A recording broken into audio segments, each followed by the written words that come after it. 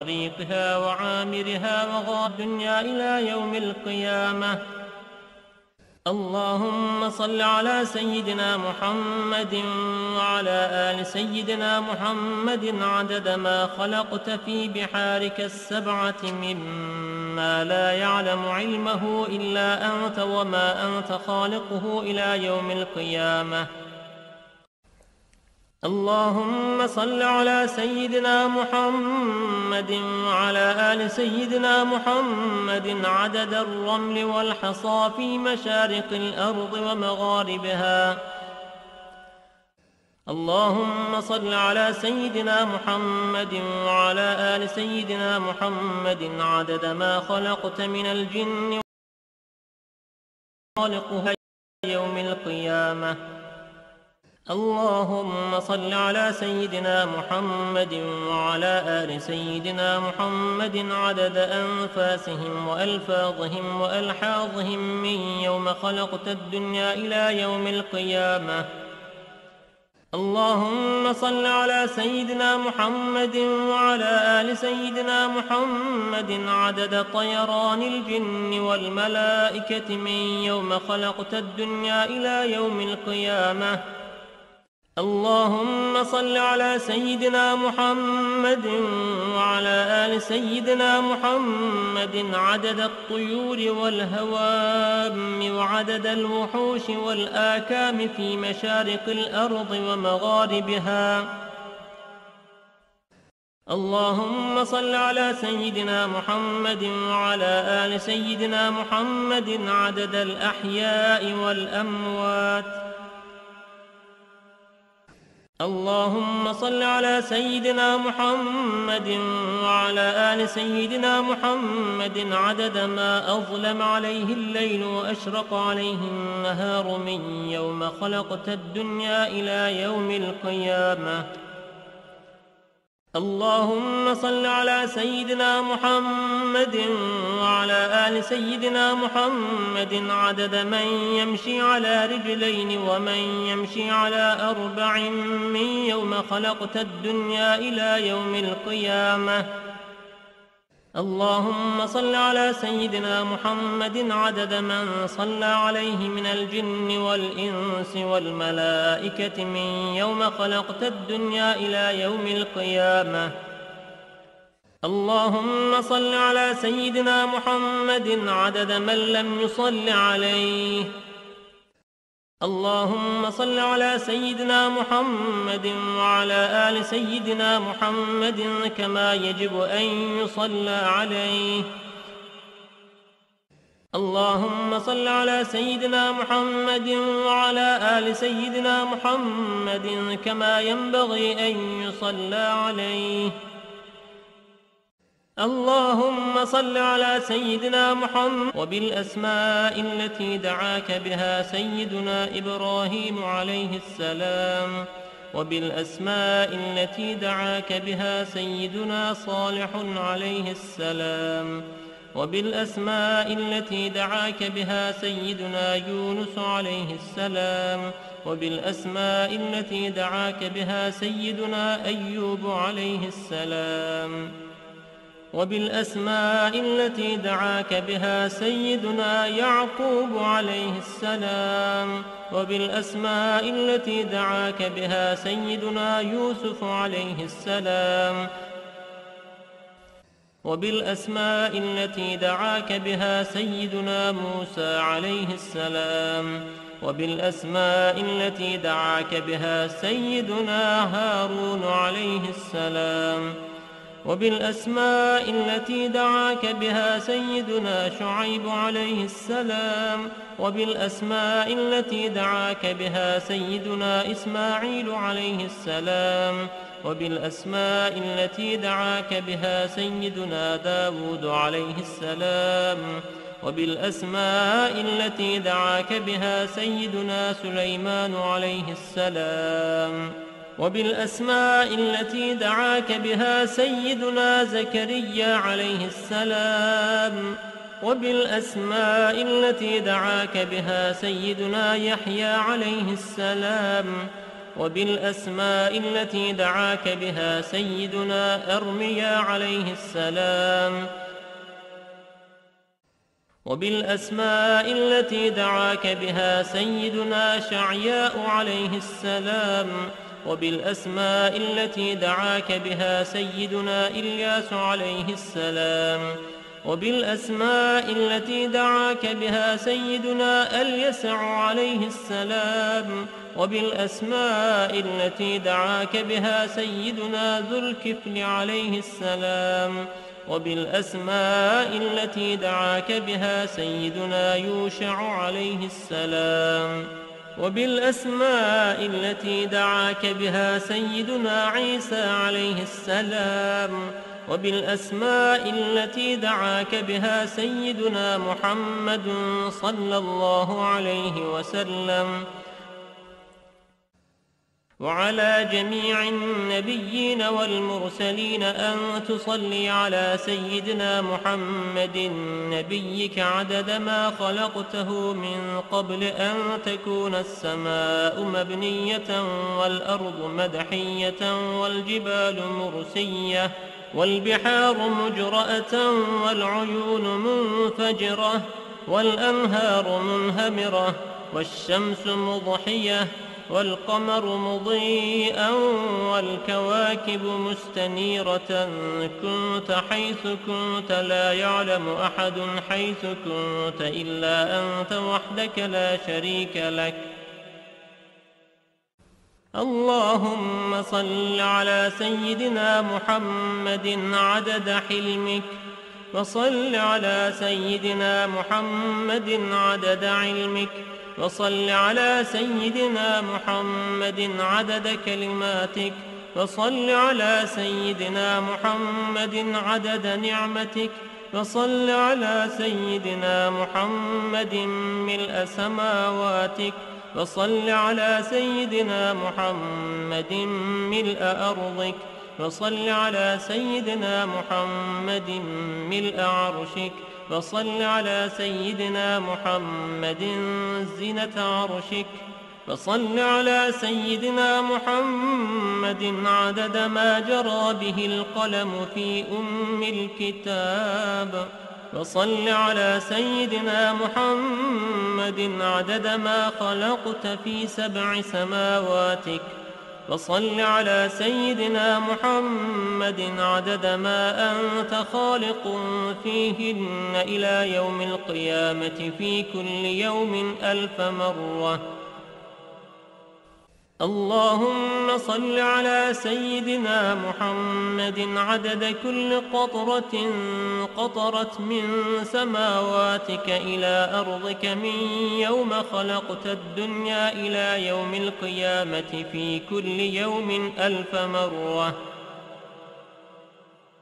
اللهم صل على سيدنا محمد عدد من يسبحك ويهللك ويكبرك ويعظمك من يوم خلقت الدنيا إلى يوم القيامة في كل يوم 1000 مرة اللهم صل على سيدنا محمد عدد أنفاسهم وألفاظهم وصل على سيدنا محمد عدد كل نسمة خلقتها فيهم من يوم خلقت الدنيا إلى يوم القيامة في كل يوم 1000 مرة اللهم صل على سيدنا محمد عدد السحاب الجارية وصل على سيدنا محمد عدد الرياح الذارية من يوم خلقت الدنيا إلى يوم القيامة في كل يوم 1000 مرة اللهم صل على سيدنا محمد عدد ما هبت عليه الرياح وحركته من الأغصان والأشجار والأوراق والثمار وجميع ما خلقت على أرضك وما بين سماواتك من يوم خلقت الدنيا إلى يوم القيامة في كل يوم 1000 مرة اللهم صل على سيدنا محمد عدد نجوم السماء من يوم خلقت الدنيا إلى يوم القيامة في كل يوم 1000 مرة. اللهم صل على سيدنا محمد ملء أرضك مما حملت وأقلت من قدرتك. اللهم صل على سيدنا محمد عدد ما خلق.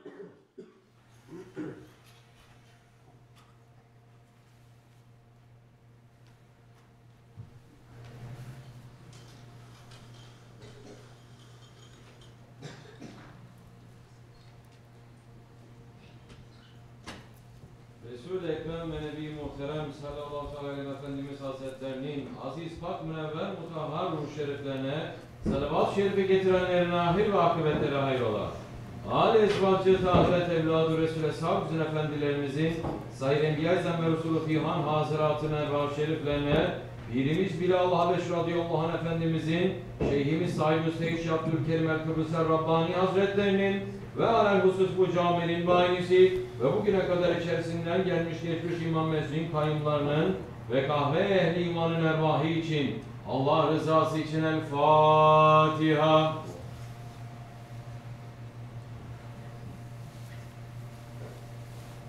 Euzubillahimineşşeytanirracim. Bismillahirrahmanirrahim. İnnallâhe ve melâiketehu yusallûne alen-nebî. Ya eyyühellezîne âmenû sallû aleyhi ve sellimû teslîmâ. Allahümme salli ala seyyidina Muhammedin ve ala ali seyyidina Muhammed.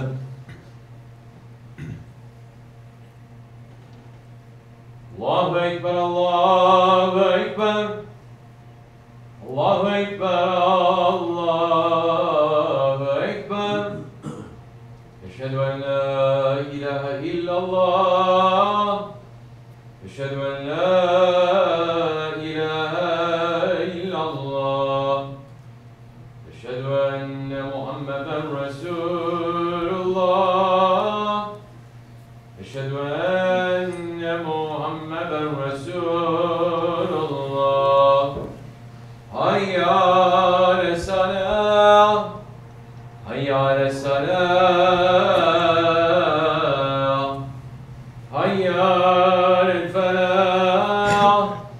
Hayya alel-felâh. Allahu Ekber, Allahu Ekber. La ilahe illallah. La ilahe illallah. La şerike lehu. Elhamdülillah. Elhamdülillah. Elhamdülillahi Rabbil alemin. Ve salatu ve selamu ala Resulina Muhammedin ve ala alihi ve sahbihi ecma'in. Nahmedullah Teala ve nestağfiru ve neşhedü en la ilahe illallah vahdehu la şerike leh ve neşhedü enne seyyidina Muhammeden abduhu ve habibuhu ve resuluh sallallahu aleyhi ve ala alihi ve ezvacihi ve ashabi tabi'i hulefâ raşidin mahdin min ba'di. Ve ziremmeti ala tahkik, hususan min alameti hulefâ Resulü ala tahkik, umarel mu'minin, Hazreti Ebu Bakr, Umar, Osman ve Ali ve ala bakr sahabe tabi'in ridvanullah teala aleyhim ecmain. Ya yuhal mu'minul hazirun itakullah ve te'innallaha mellezine tekvellezine hum muhsinun. Elhamdülillahi Rabbil. All praises are due to Allah, Lord of the worlds. Bismillahirrahmanirrahim. Praise be to darkness and the light. Those who disbelieve equate rivals unto their Lord. He knows what you hide and what you reveal, and He knows that which you earn. Sadaqallahu al-Azim. May the peace and blessings of Allah be upon our Master, Sayyidina Muhammad alayhi salatu wasalam. Ya Allah, send blessings in our Master Muhammad, who opened what was closed, who sealed what had gone before, the helper of truth by the truth, the guide to your straight path, and on his family, May these blessings be equal to his tremendous position and grandeur. And may peace and blessings be upon his noble family and blessed companions, especially upon the four Khulafa Rashidin, Hazrat Abu Bakr Siddiq, Hazrat Umar al-Faruq, Hazrat Osman al-Ghani, and Hazrat Ali al-Murtaza, and all those who follow them until the last day. Alhamdulillahi Rabbil Alameen. We are giving our thankfulness, we are giving our shukr, that our Lord Allah subhanahu wa ta'ala has created us as humans and has given us the honor of being in the ummah of his Habib Sayyidina Muhammad alayhi salatu wasalam. One of the greatest gifts that can be given to a man is to be in association, in sohbet with the righteous. Being in association, being in companionship with the ones that Allah loves, it lets a person reach to his reality. Because we have not been created to be alone and to be lonely. Hazrat Ibn Umar radiallahu an is telling us that the Holy Prophet ﷺ prohibited isolation, that a man spend the night alone or travel alone. We must be in Jamaat. But who do we want to be joined with? The Quran Karim is telling us of the best of the companions.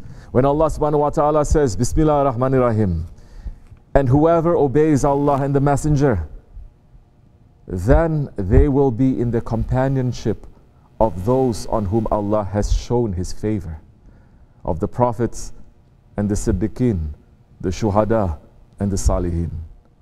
And what a beautiful companionship it is. Sadaqallahu al-Azim. How will we know who they are? The Holy Prophet ﷺ told us. Someone asked him, Ya Rasulullah, which of our companions is best? And his reply was, the one whose appearance reminds you of Allah and whose speech increases you in knowledge and whose actions remind you of the hereafter. Muslims, non-Muslims, the whole world needs to know this. There are people like this in this world. There are still people like this in this world. There are people in this world whose life is zikrullah, whose breath is the Quran Karim, and whose character is the sunnah of the Holy Prophet ﷺ. Us, we in this Jamaat, we are witnesses to the presence of such rijal, such men in this world. What has brought us together in this place? What has formed this brotherhood, the foundation in this way? It is our Shaykh, our Murshid, our guide, Sahib al-Saif, Shaykh Abdul Karim al-Kabirisi, al-Rabbani. May Allah sanctify his secret and raise his station. But today, let us remember him and speak about him, the one whom Allah loves. Because remembering the righteous ones, it is in and of itself, it is a mercy, just to remember them. Hazrat Sufyan al-Thawri radiallahu anh is saying, when you remember the righteous, mercy descends upon you. We are in need of this mercy. This whole world is in need of that mercy. Tomorrow we are going to remember that it is 6 years since our Shaykh continued his journey and was removed from this lowest of the low world. We should not just remember his urs as the day that he was veiled. We should use it as a chance to remember everything about him. We knew him. We sat with him. We learned from him. We kissed his hands and his feet. We were in his sohbet. It is wajib on us to tell you about him. Sahib al-Saif was born in a village in Kibris, in Cyprus. He was born in the village of Alifodes, which in Greek means the light of Ali. Because even the Greek people in that area, they saw the light of Shaykh and his grandfather Ali, who was himself a friend of Allah. The village itself was a place out of time and out of place. Even though it was after the removal of the Ottomans, when the world had been corrupted by communism, Kemalism, secularism, capitalism, fascism, and all the other isms, the village of Ali Fordes, it remained pure. And it produced a pure one, the Sheikh Abdul Karim, born to pure parents, to his mother and to his father, Sayyid Haji Fuat al-Rabbani. That pure lineage was a chain of light that from birth connected Sahib al-Saif to the service of his Lord. Because his ancestors were the grandchildren of the Holy Prophet ﷺ. Because his grandfather was the Holy Prophet ﷺ. Because his ancestors were Sultan Muhammad Fatih, the conqueror of Istanbul. Because his ancestors were Hazrat Abdul Qadir Gilani and Hazrat Maulana Rumi. His pure lineage was one of light. We are not saying this. Sultan al-Awliya Shaykh Maulana Muhammad Nazim Adil al-Haqqani said this. He said to Shaykh Abdul Karim, the awliya's divine look is on you. For what reason? Your father is very connected with us. His father, Mehmet Dai, is very connected with us. Those above him in your family chain, they were pure awliyas that lived on that mountain. They were Allah's humble servants. They were in worship and prayer, and they were those who were not rebellious to Allah.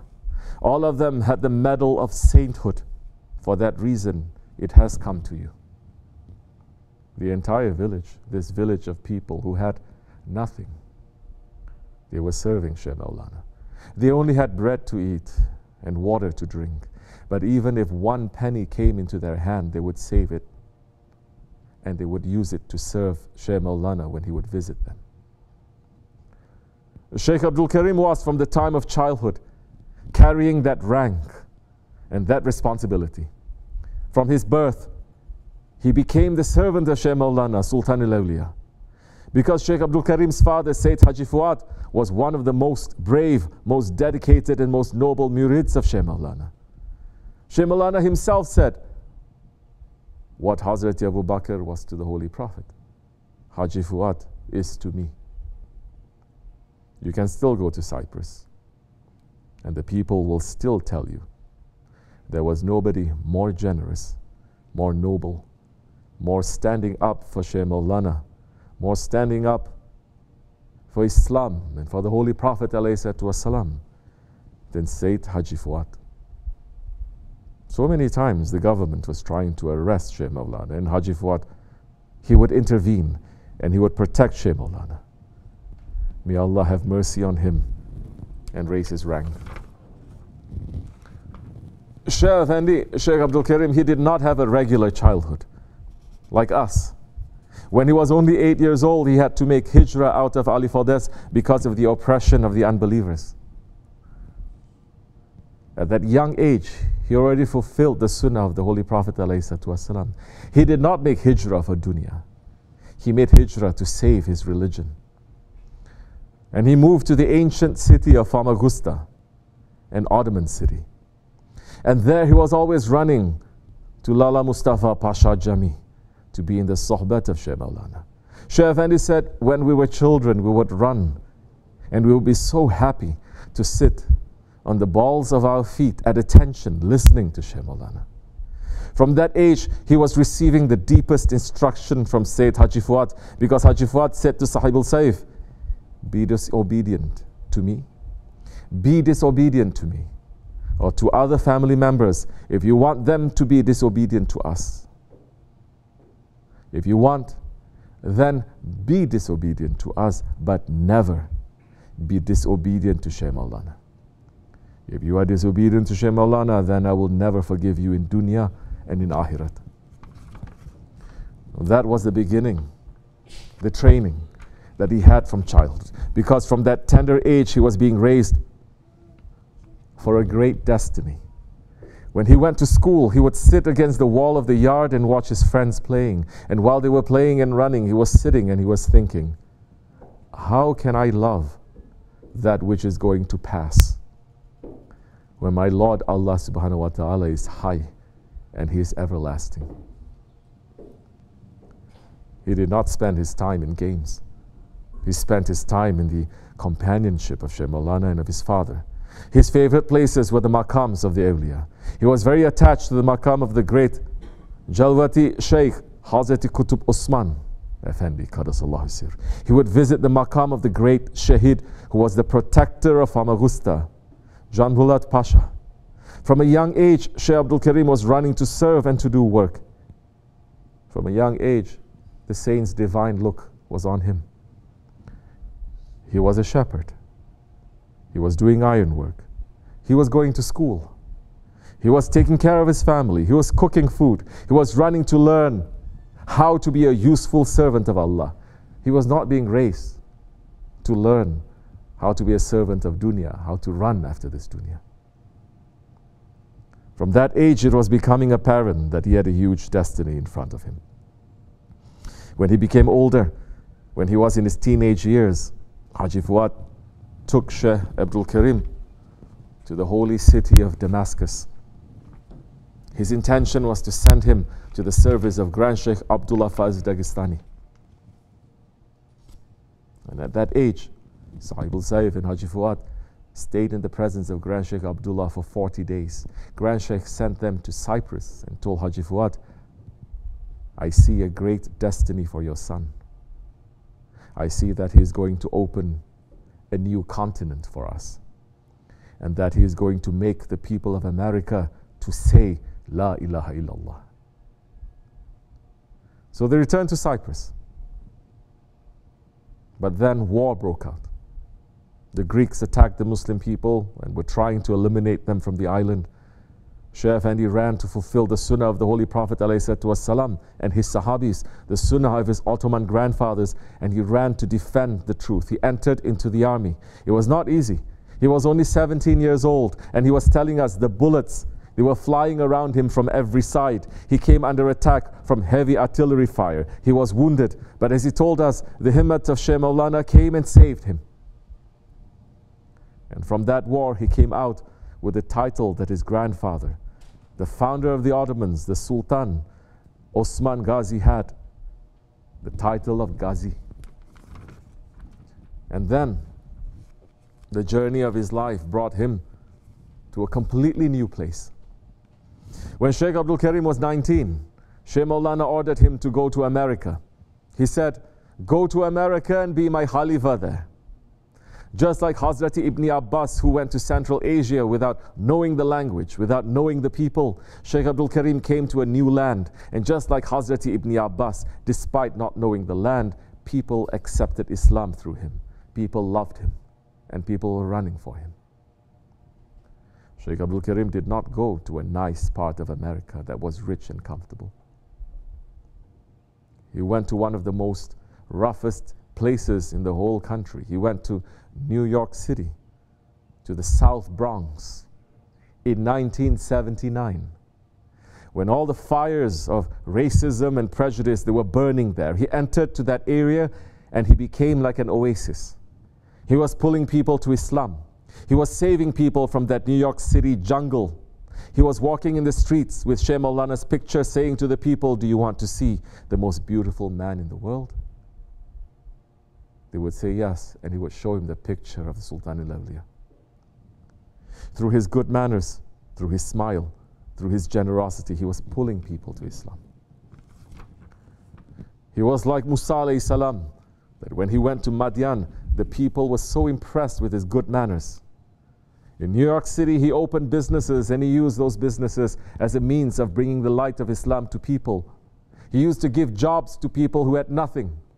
He used to give jobs to people that society had given up on them. He used to give jobs to people that they were nothing, but in the eyes of the people in New York City, they were garbage. He used to go around and give charity to the homeless people. He was pulling them out from that kind of dirty lifestyle and teaching them the pure teachings of Islam. He was living the sunnah of Ibrahim alayhi salam, who never dined, who never ate without having a guest with him. And in New York City, Shaykh Effendi went through a huge test. He had a brother whom he loved very much. Ayhan. And Ayhan looked just like Shaykh Effendi. They grew up together. They came to America together. And then one day, out of nowhere, without any real medical explanation, Ayhan just passed away. And Shaykh Effendi by himself, he had to bring his brother back to Cyprus for burial. Shaykh Effendi went through this test all by himself in a strange and foreign land. His love for his Shaykh, for Holy Prophet ﷺ, for Allah subhanahu wa ta'ala, it never weakened. In 1981, Shaykh Effendi was in Turkey and he was arrested by government forces for saying Allah. He was put through the test of Yusuf alayhi salam, and the tyrants put him through so much torture, electrocuting him, doing other things to him, trying to get him to betray Shaykh Maulana. But like Hazrat Khubayb ibn Adi, who said, I would rather die than let a thorn touch Hazrat Muhammad ﷺ, Shaykh Effendi never betrayed his Shaykh. He was released and he came back to America. Like Shaykh Abdul Qadir al-Gailani, Allah subhanahu wa ta'ala gave Shaykh Effendi tremendous blessings and tremendous wealth at that time. And like Hazrat Ibrahim ibn Adam, that wealth was then taken away. It didn't change Shaykh Abdul Karim. Whether he had nothing or he had everything dunya-wise, he continued to walk in the path of Allah. He built a Jama'at in America. He was having zikr in the heart of New York City for over 20 years. He was calling people to Islam. He was calling people to the love of the Prophet. He was calling people to the love of the awliya Allah. He was fighting against the Wahhabism that teaches nothing but hate, all alone in this city. He was feeding hungry people. He was helping those who had become addicted to drugs to become free from that slavery. His hand was always open and was always giving, even when others were betraying him over and over again. Even when those ones that he had fed turned around and they bit his hand. Because he did not do it for others. He did it for Allah's sake. He was a sultan who was wearing the clothing of a normal person. He was hiding amongst everyone. But he is known to Allah and His Prophet. He went to Turkey in 2001. And he had a mawlid. And in that mawlid, while they were making zikr in Izmir, the government forces, they attacked him. And they arrested him. And they came with guns. And they were hoping that there was going to be confusion, so that they were going to use their guns and finish everyone that was there and say that these are terrorists. He didn't fight. He put his head down and he said, Hasbinallah wa ni'mal wakil. Just like Hazrat Ibrahim alayhi salam. And he told his people not to fight. He was brought to the court. And all those who called themselves his followers were brought there too. And in that court, he went through the sunnah of Isa alayhi salam. All of his followers looked at his face and said, I don't know this man. They all betrayed him. Shaykh Effendi went to prison again to fulfill the sunnah of Hazrat Yusuf. He stood for haqq inside the prison. He called azan in the prison. He made zikr in the prison. He pulled people to Islam and to tariqat in the prison. Just like the four mazhab imams, just like Imam Rabbani, he brought the light of Islam inside the darkness of the dungeons. He just trusted in Allah. After some time, he was released. And like the Holy Prophet ﷺ, he made hijrah again. He made hijrah to this place where we are now. To Siddiqui Center, Sydney Center, where the name of Allah had never been known in history. He came here and he made Allah to put his signature on this land. He came here and he brought the zikrullah to this place. He came here and he called the azan in these mountains that since the creation of Adam alayhi salam had never heard the holy words of the kalima. Like the Holy Prophet ﷺ, he built Medina and he built this place. He came here and he himself was like a mountain. He was towering. And like the Sahabis, people came here to be in his association. Especially in the early days, it was not easy. There was no heat in the winter time, and there was no hot water. The winters were very harsh. The masjid at that time was a sheep barn, right where you are sitting right now. There were 100 sheep running around. But their hearts were like rose gardens. They were happy in being in that association and walking in the footsteps of the Holy Prophet ﷺ. Because for these young ones who also came from the jungles of the city, they were tasting for the first time what it means to run away from the dunya and to run to Allah. Shaykh Effendi began traveling around the world and building his work, because he had a huge work that he had been destined for, to help prepare the world for the coming of Hazrat Mahdi alayhi salam. Shaykh Effendi is saying, this is what my father, rahmatullah alayhi, used to say. We are waiting for Mahdi to come. We waited and waited, and when he understood that he was going out from this world, he said, we waited for him, our time is up, we are going. But he said to me, as for you, there is a big possibility that you're going to see. He said, your grandfather waited, your grandfathers waited, I waited and he didn't appear. He said, he didn't appear in our time and I'm going. He didn't say, I don't know anything about him. He said, he didn't appear yet and we are going. He said, you might see him. Sheikh Abdul Karim was preparing the world for that appearance. He was preparing the world to protect ourselves from the fitna of Dajjal. Although he was banned from Turkey, he built a Jamaat in Turkey. He built Jamaats in Europe, in India, in Southeast Asia, in China, in Bosnia, in South America. All over the world, people were entering this tariqat through his work. And when he traveled, he was a light entering the darkness. He was exactly like the Salatul Taj. It's describing the Holy Prophet ﷺ, the beloved of the poor ones, of the strangers, of the miskin people. When he went to India, people would just see his face and they would begin to cry. He was praying for them. He was feeding them. He was showing care to them. People who had been forgotten by this cruel dunya, they were not forgotten by Sheikh Abdul Karim.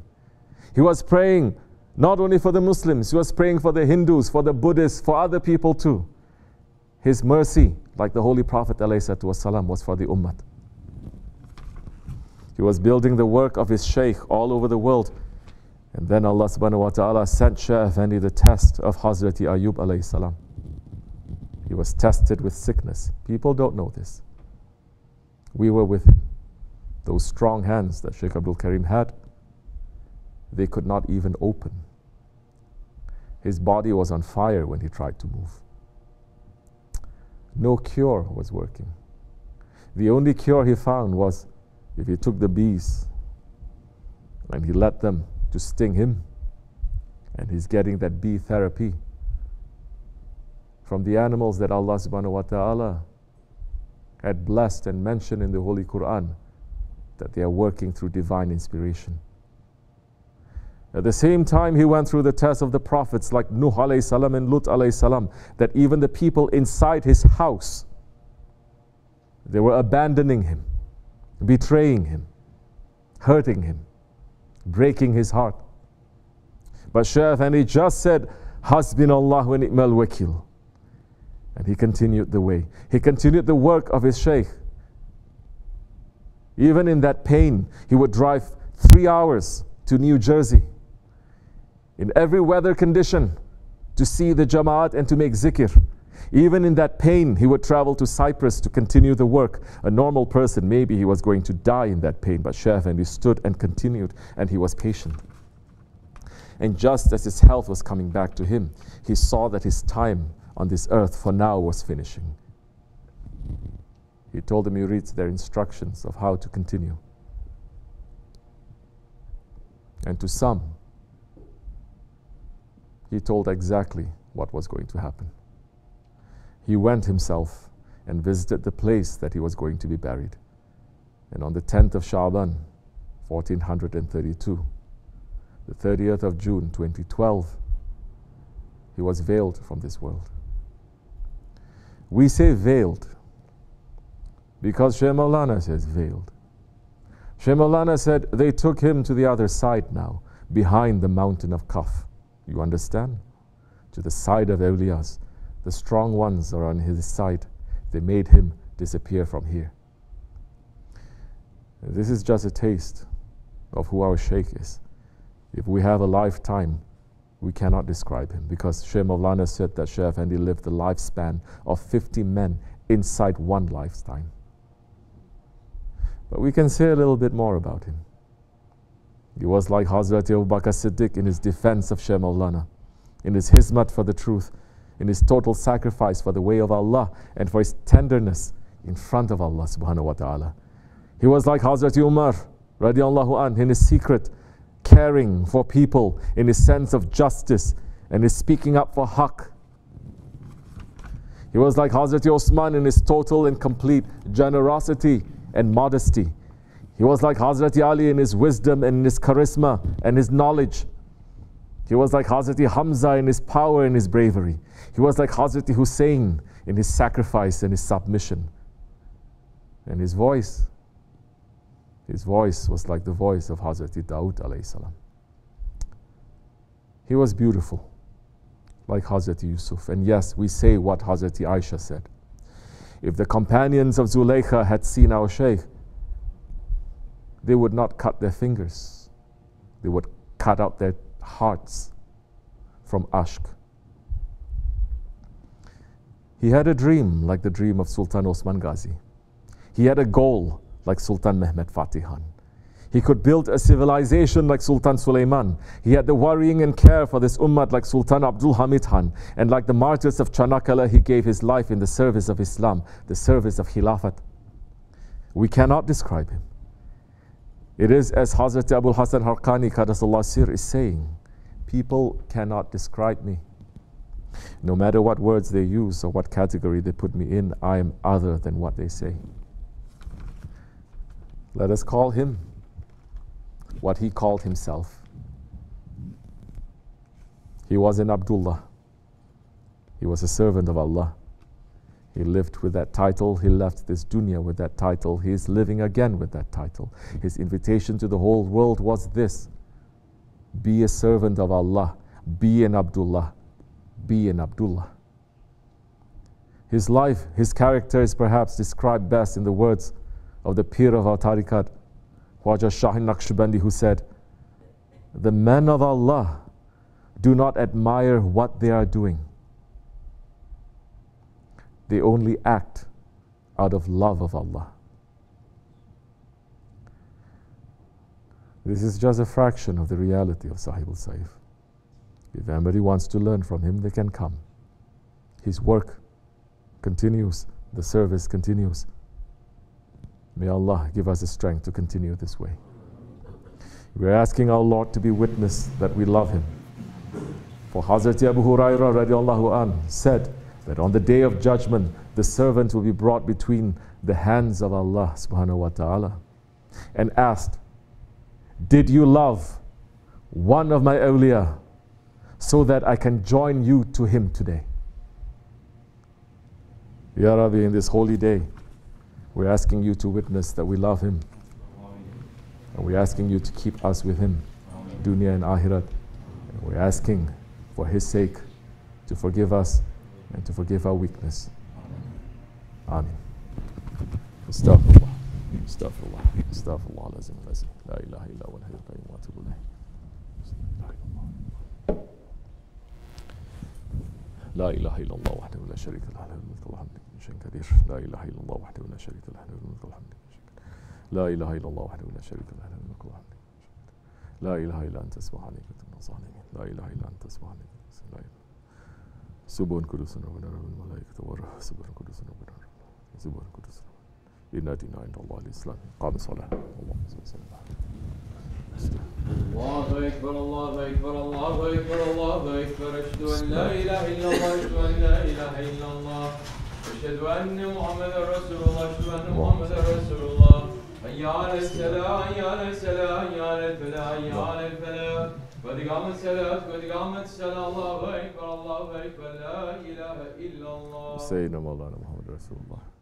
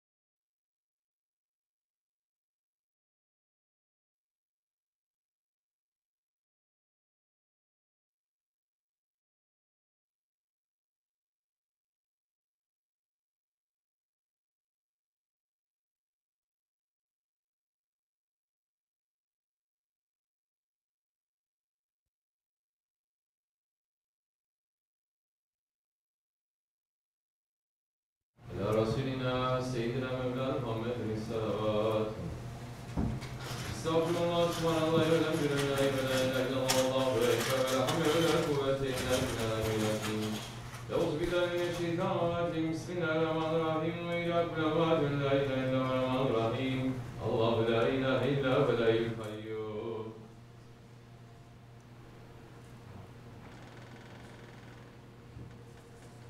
Zülcelal ve Kemal Sübhaneke Yazim Subhanallah.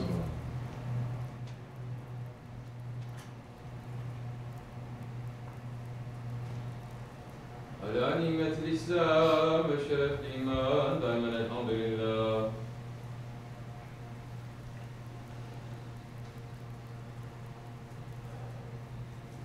Teala şerü ve la ilahe illallah ve ekber.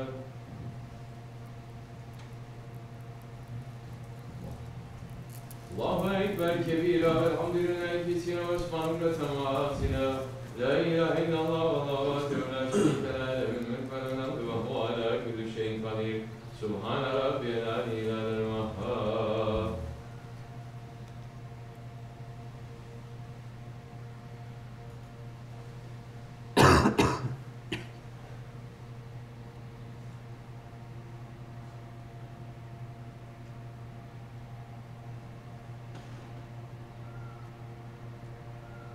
Elhamdülillahi Rabbil alemin. El-Fatiha. Euzu billahi mineşşeytanirracim. Bismillahirrahmanirrahim. Amene Resulü ma unzile ileyhi min Rabbi vel mu'minun. Kullun amene billahi ve melaiketihi ve kütübihi ve rusulihi. La yuferru beyne ahadin min rusuli ve galu semina ve atana gufranek Rabbena ve ileykel masir.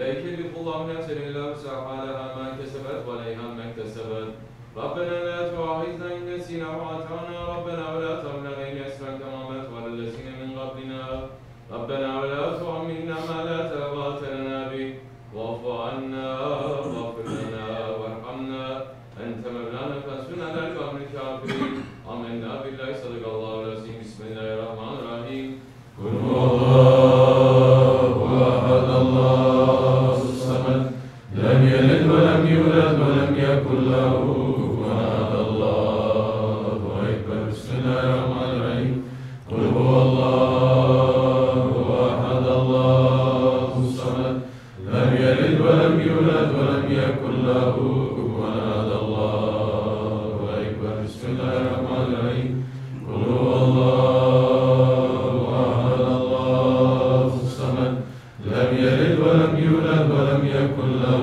كفوا احد الله اكبر بسم الله الرحمن الرحيم قل اعوذ برب الفلق من شر ما خلق ومن شر غاسق اذا وقب ومن شر النفاثات في العقد ومن شر حاسد اذا حسد الله اكبر بسم الله الرحمن الرحيم قل اعوذ برب الناس ملك الناس اله الناس من شر الوسواس الخناس الذي يوسوس في صدور الناس من الجنة والناس الله أكبر لا إله إلا الله لا إله إلا الله لا إله إلا الله لا إله إلا الله لا إله إلا الله لا إله إلا الله لا إله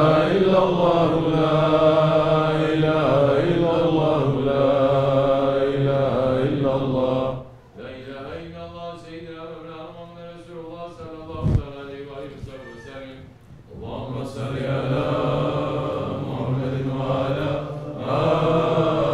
آل محمد وسلم اللهم صل على محمد وعلى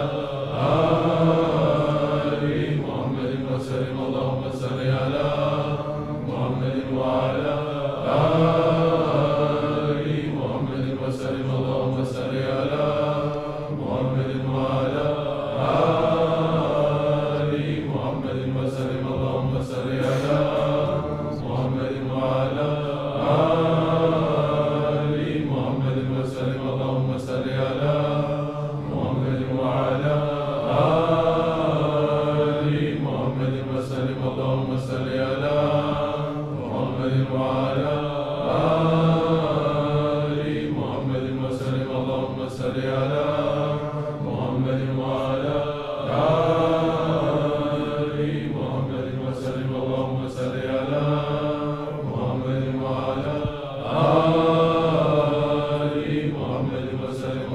صل على محمد وعلى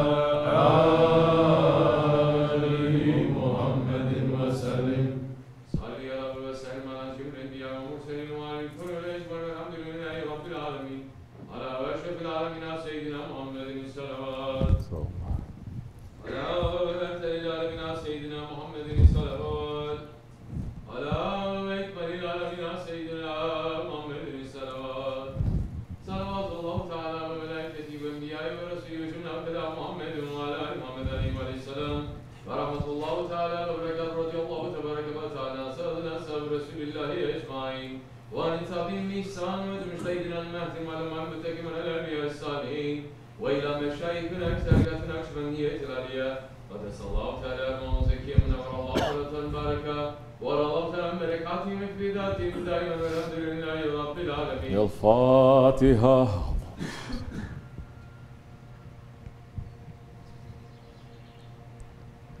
فاتحة.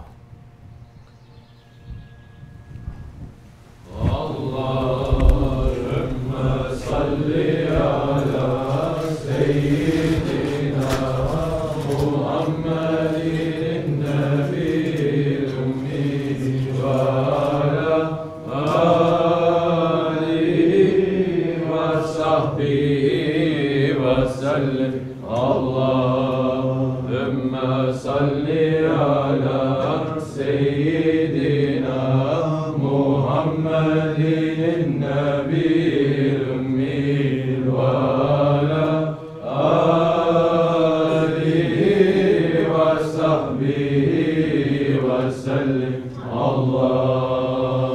اللهم صل على سيدنا محمد النبي الأمي وعلى آله وصحبه وسلم.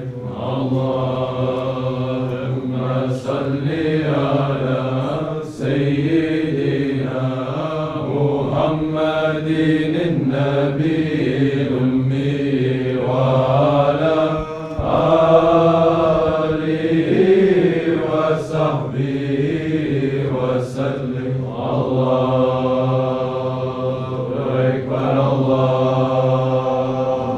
أكبر لا إله إلا الله والله أكبر الله أكبر ولله الحمد. الله أكبر الله أكبر لا إله إلا الله والله أكبر الله أكبر ولله الحمد. الله أكبر الله أكبر لا إله إلا الله والله أكبر الله أكبر ولله الحمد.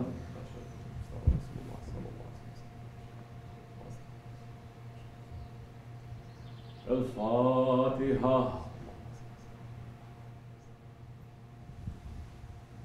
Biz Osmanlıyız. Biz Osmanlıyız. Pek şanlıyız. Pek şanlıyız. Tekbir. Allahu Ekber. Tekbir. Allahu Ekber. Tekbir. Allahu Ekber. Walillahilhamd. Selamun aleyküm. Cuma mübarek. Eid mübarek. What happened? Yeah, inshallah. If you have anything that you want to ask, say something that is going to benefit you and others, or else keep silent, inshallah. We're going to be here. Be happy. Allah loves the happy servants.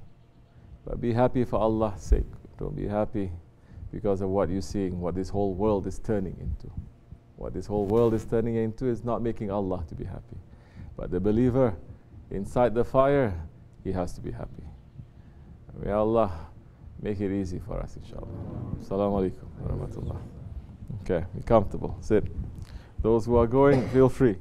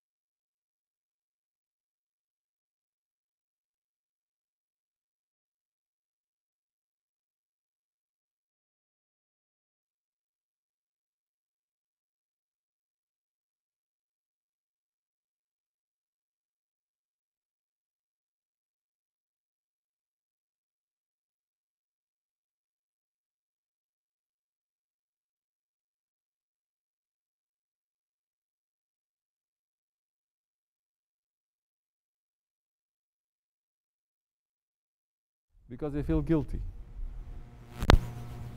They become religious because they think that to become religious now, it's okay, if I only know how to speak Arabic more, if I only know how to read the Quran more, and to go up and down more, this is religion. So this is completely ignoring the second kalima. Ashhadu anna Muhammadan abduhu wa rasuluhu, the way of the Prophet. They are putting the Prophet away. They're putting the Sahabi Kiram, they're putting the Awliya Allah, they're putting the Salihin. They say it's only me and Allah. And they fall from the frying pan into the fire. It's only me and Allah, because I don't want to make a shirk. Yes, Allah says nobody is granted intercession. You understand? Nobody is granted intercession. Allah is saying in the Quran Kareem, except with His permission. That is very clear. Except with His permission. And who has the biggest permission? Who has the job of interceding? The Holy Prophet ﷺ. So now you're coming to Allah. What is the kind of relationship you want with Allah? Is it still, oh, don't punish me, now I must do all these things? Then you're doing all their praying like a donkey. Allah is not in need of our prayers. Allah is not in need of our worship. He's not in need of that. If everyone says Allahu Akbar, Allah is not going to become bigger. If the whole world denies Allah, Allah is not going to get smaller. So what kind of relationship you want with your Lord? This is a question that is coming from the heart. This is the question that is not coming from the head. This is not, I come into religion because I'm going to die, I'm afraid to be punished, now I'm going to... It's a stepping stone, that fear. But that fear, like I said before, it has to turn into a love of Allah, because Allah subhanahu wa ta'ala did not create us to fear Him. He did not put all this creation and put all this so that Allah, if anything, His what? His mercy. His mercy. With the rain, He's showing the mercy. With the sun, He's showing the mercy. With the earth, He's showing the mercy. With each other, He's showing the mercy. Bismillahir Rahmanir Rahim. And the awliya Allah is saying, there is 100 parts of Rahman. Only one part of Rahman, it is given to this world. Only one part, it is given to this world and to all of creation. From that Rahman that is divided, the most merciful, then you're going to find mothers having love for their children, animals having love for their young ones. Then you find that Rahman, you find that mercy. The 99 qualities, parts of that mercy, Allah is saying, I'm going to show to man on Judgment Day. And Rahim, it is extreme mercy, it is compassion. That one is a secret that Allah is saying, no one can understand what kind of Rahim that is. He's saving it. So when a man starts to come to understand, to run away from a trauma happens to him, he wakes up a little bit. Now he's pulling himself, he's waking up. He's waking up, he understands that there is a Lord. He understands he's a servant. What kind of servant do you want to be? Allah is not in need of donkey servants to do things by force. Allah could make everyone to become believer by force, but He didn't. Allah is saying, I want you to do it from your heart, voluntarily, sincerely. And I want you to come to me, to return to me. Anyone who passes, that's why in Islam we say, Inna lillahi wa inna ilayhi raji'un. From Allah we came, from Allah we return. So we came from Allah. Now we're going to return to Allah. How are we going to return to Allah? We have to return to Allah subhanahu wa ta'ala. And Allah subhanahu wa ta'ala wants us to return to Him. He's opening the way of rahmat, of mercy to return to him. That's why he's sending the prophet of mercy. He could have sent us a prophet that was going to be forceful, that was going to force, that was going to show forcing to the people to obey, but he didn't. In fact, Allah subhanahu wa ta'ala is saying you are not an authority on them. Your work, your job is to send them the message, to say the message to them. Which means that the heart of the believer must turn merciful, it must turn soft towards his Lord. And when your heart turns soft towards your Lord, it is impossible now that you're not going to have a relationship with the Holy Prophet ﷺ. You're not going to fall in love with him. You're not going to fall in love with those whom he loves. The awliya Allah too. It is impossible. Because it is not just fear and hate that you are with. There is a love that is there, that you want to return to Allah. So how are you going to make people who are thinking, okay, I'm going to be religious now, something happened to me, I'm going to return to Allah, and they start reading things on their own? Let it be, because today that's all people know. And people think all the answers are on the internet. And they go around and they say, didn't Allah say? Ikra, read. It means recite. It means proclaim. It doesn't mean read like that, read. Because the Holy Prophet ﷺ did not know how to read. Jibreel ﷺ did not bring a book in front of him and says, read. He hugged him and he passed from his heart to his heart. And now he says, proclaim, recite, say, read. Read what is in your heart. Read in the name of your Lord. It is important. Because many of us, we read in the name of our ego, in the name of dunya, in the name of ambition, in the name of money. We read, meaning we go to school for that. We get knowledge because of that. But it is read in the name of your Lord. Already there is establishing a relationship. There is your Lord. You are a servant. You are not reading to become a Lord. You are reading to know your Lord, to know that you are a servant. And the ayat is continuing. Your Lord who what? Created you. So again, we are a creature. If they read that way, very quickly they'll find. But most people, they don't, because we are taught in the school system also. When we read something, we have to criticize. We have to read something, we have to question. We have to. It is not reading. Prophet ﷺ,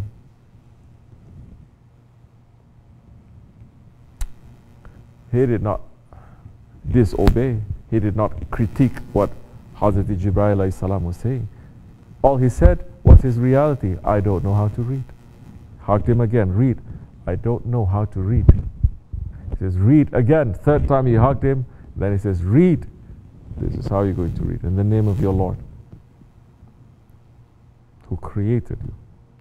So people, if they know how to read according to that, it's not going to be a problem. They can even read wrong things.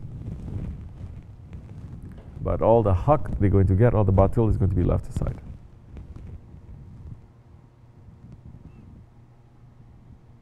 Because for the past 100 years, they have destroyed this in Islam.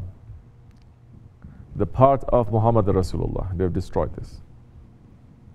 Because the part of Muhammad Rasulullah ﷺ, it continues with those ones who represent the Prophet. They are the Khalifas. Meaning authority, meaning guide, meaning murshid. They've destroyed that. So now nobody believes in that part of the kalima. Nobody believes in murshids. Nobody believes in guides. Nobody believes in khalifas. Nobody believes in authority. And they destroy the good authority and they put up wrong, bad, corrupt authority. And they say, you see, this is the reason why we should not follow authority.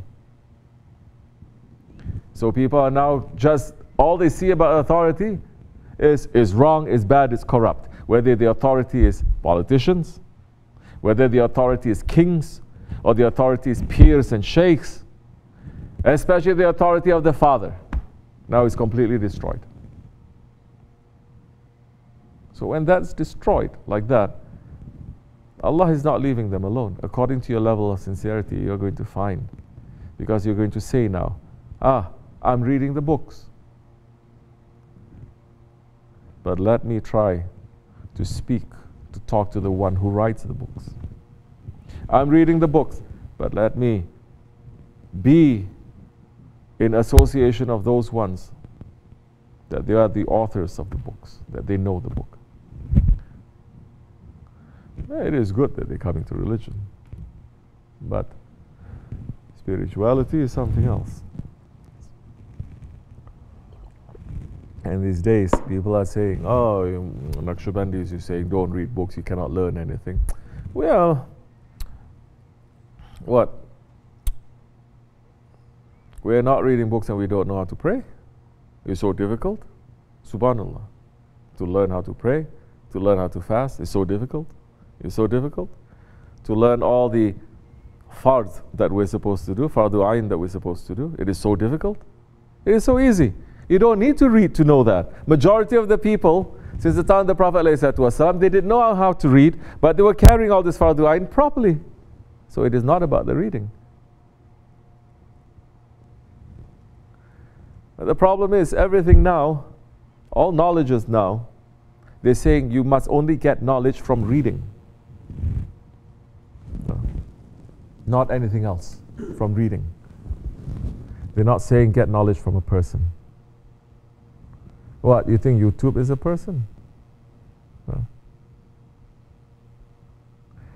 Person means you have to go in front of him, you have to spend time with him. Just like you do with a teacher. Can you go to school, through high school and through college and everything, just by FaceTiming your teacher all the time? Exceptions here and there, but majority, that's not the way. You have to sit and you have to spend time. Because it's not just you learning from the teacher has to teach you, has to learn you first and to teach you. Then knowledge is going to get passed. So let them go their way. When in their reading, then something is open to them, something about the heart, something about the reality of that ilm, then maybe if they come to you and they ask, you can give an answer. That time it will. Then maybe when they are hooked on to asking questions of the heart, questions of faith now, and they're finding through the books, because in the past there used to be consensus. There's no confusion. There's consensus. Even the time of the Holy Prophet ﷺ, the time of Sahabi Kiram, tabi'in, continuing, there's always consensus. People now scholars in this time, they're saying no, there was all confusion. There was so many opinions, so many mazhabs, there was complete confusion, but they don't say confusion because they don't like that word. They say it was very liberal. It was very free. Everyone can do it. It's not like today. Everyone is very forced. It was very free. No, there was consensus there. And that consensus means everyone is agreeing on that. Then there is no confusion with that. They may say, okay, everyone is agreeing that, yes, that. There may be some exceptions here, there, maybe a little bit here, a little bit there. That's okay. It's not for you. Doesn't matter. Consensus now. Continuing with that. Then there is safety in that. There is safety in what? Jamaat. That's why the term Ahli Sunnah wa Jamaat is the people who are continuing the traditions of the Prophet ﷺ as a Jamaat. Now there is no consensus. That's why the Ummah for 1400 years, they were saved from corruption also, because the scholars, they were not fighting with, they're trying to say today, oh, they are fighting with each other. What, you think the way that they argue things with intelligence, with adab, is the same as you on internet? You're making video and you're attacking each other. So when there's consensus there, people are guided. And with that guide, they were never stuck. Never, the Muslims, with consensus, that they were stuck. With that consensus, they're able to go further and further and further and deeper, whatever that they're doing, dunya or akhirah. But now there is no consensus. They don't want any consensus. If anything, they say we must open a new way. This is one of the signs of the last day, to open a new ijtihad, to open the doors of ijtihad. We're not happy with 4. Let's have 5, 6, 7, 8, 10 mazhabs. When the Declaration of Amman was signed, it did not just recognize the 4 mazhabs. You recognize, I'm not exaggerating when I say all the 73 wrong ways in Islam, 73 groups of Islam that the Prophet says only one is going to be saved. Those ones who put their signature there, they say no, everyone is going to be saved. Then what happens with that? Are people getting better? Are they getting more calm? Are they getting more clear about things? No, they're getting more confused. They're getting more confused because you're going against what your Prophet is saying. Because you think you know better. Because you think you know better.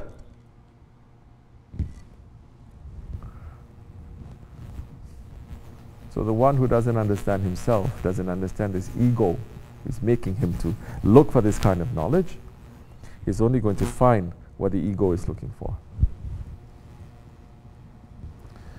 Asking, inshallah, the sincere ones, they're going to wake up. We're only reaching to those ones who are going to listen. Those ones who are not going to listen, we're not going to reach. We're not going to waste our time with them. It is not our job. It is not our duty. Doesn't matter even if it's family members. They're not going to listen, they're not going to listen. Our job is just to say. They don't listen. That's it. Don't fight with them. Don't argue with them. If they ask, then say, according to the limit of your understanding, according to the limit of your knowledge. Don't go more than that. Then when things started opening, you may say, okay, if you want, these are very good questions. Come, I have a teacher. Come and speak to him and ask. So a lot of the things that's happening now, without this consensus, there's a lot of corruption there. Which is why it is not advised for us to go running after reading, after things. It is not. Find one teacher. Stick to it. Inshallah. A teacher has to be in the way of the Prophet, ﷺ, the way of the Ahlul Sunnah. If they're deviating, there are so many people who claim they are Ahlul Sunnah, but they make fun. They make fun of the Sahabis. They curse. I'm not talking about Shias too. I'm talking about people who claim that they're Ahlul Sunnah. And they start fighting over things that's a non-issue now. This is one of the confusions of Dajjal. May Allah make us to wake up, Amen. Not to be busy with this kind of darkness. Wa min Allahu tawfiq al-Fatiha. Assalamu alaikum. Come on. Any other questions? Anyone else? You have a question? No. Okay. Yes? As we heard the last story of the Shaykh Fendi, so many things that incident that happened with Shaykh Fendi, we witnessed that also with you too. So I want to ask you, how did you met first Shaykh Fendi, and all those viewers that you experienced with this Shaykh Fendi that you never ever shared something with before that you want to share with us so we can take a lesson. Inshallah, we will say. Not today, maybe tomorrow. Because the food is here and people are smelling and everything. Now,